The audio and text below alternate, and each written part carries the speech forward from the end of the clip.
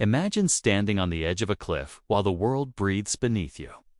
A river curves like a silver snake. Clouds slide across the sky. Your shadow stretches over stone, and inside your chest, a heart keeps time with the universe. Nothing is still. Everything is moving, bending, transforming. The wind accelerates, the light shifts, the planet spins, and the cosmos rewrites itself every instant. But there is a question hidden inside all this motion that almost nobody ever asks. Not how far things go, not how long they take, but how fast reality is changing right now in this exact invisible moment. Not in a second, not in a fraction of time, but in the razor-thin edge between past and future. Normal math cannot touch that place. And that is where calculus is born, the silent language that controls reality. Before calculus, humans could count animals, measure land, weigh gold, and compare numbers, but they could not touch motion itself. Ancient minds knew how far an arrow traveled, but they could not say how fast it was moving at a single heartbeat of time. They watched planets drift across the heavens, but their acceleration remained a mystery. Engineers built bridges and catapults, yet the flow of force inside matter was invisible to them. Reality was smooth and continuous, but mathematics was blocky and broken, and the universe refused to fit inside blocks. More than 2,000 years ago, a Greek thinker named Zeno tried to destroy motion with logic. He said that to cross a room you must first reach halfway, then half of what remains, then half again. Endlessly slicing space into smaller and smaller pieces. Space can be divided forever, motion should never finish.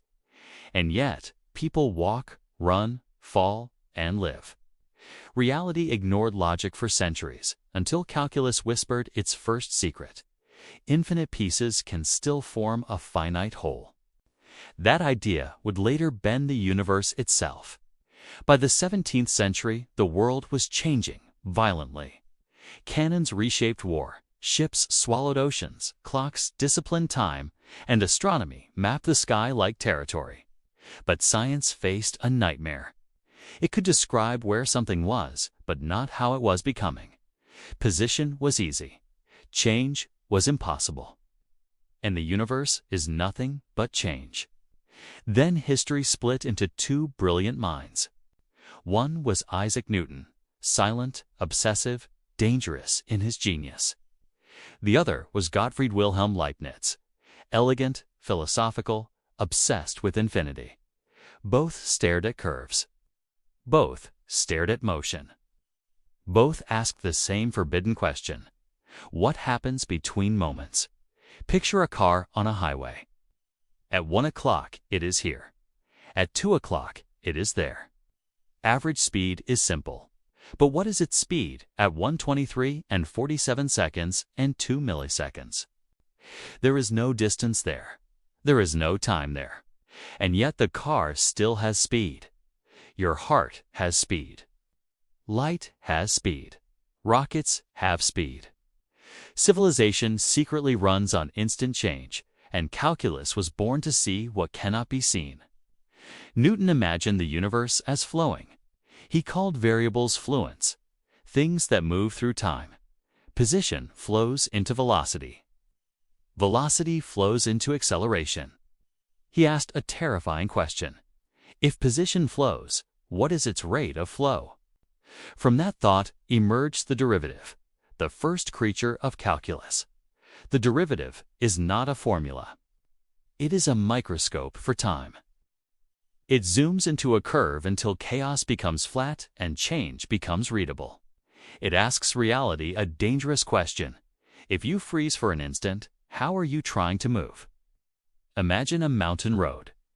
From far away, it twists wildly, but zoom close enough and every curve becomes a straight line. Calculus does the same to the universe. It dives into motion until direction appears. That microscopic tilt, that hidden slope, that invisible intention is the derivative whispering the future. Differentiate position and you get velocity.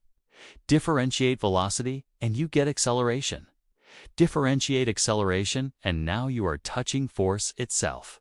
That is why calculus secretly powers rockets, tearing the sky, waves folding oceans, electricity racing through cities, neural networks learning patterns, economies breathing money, and black holes bending time.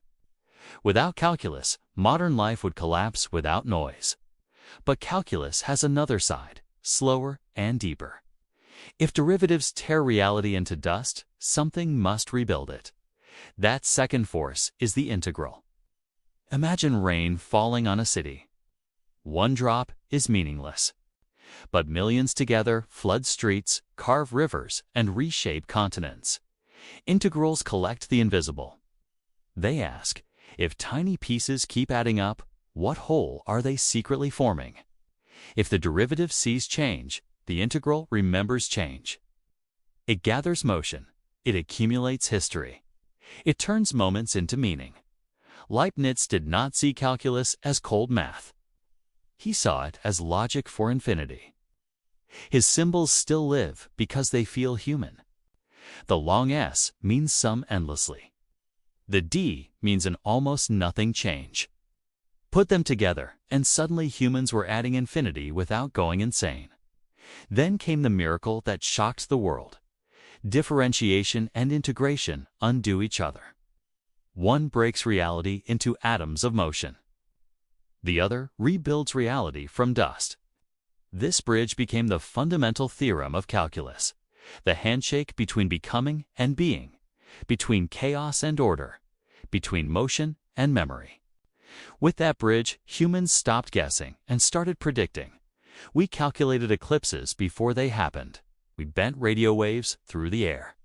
We landed on the moon by trusting derivatives drawn on paper. We simulate universes inside computers using nothing but calculus and imagination.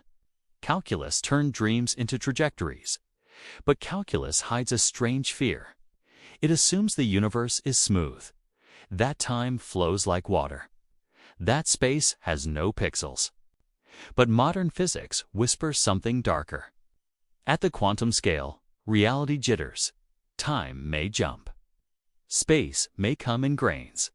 If the universe is not smooth, what happens to calculus? What happens to derivatives when time itself stutters?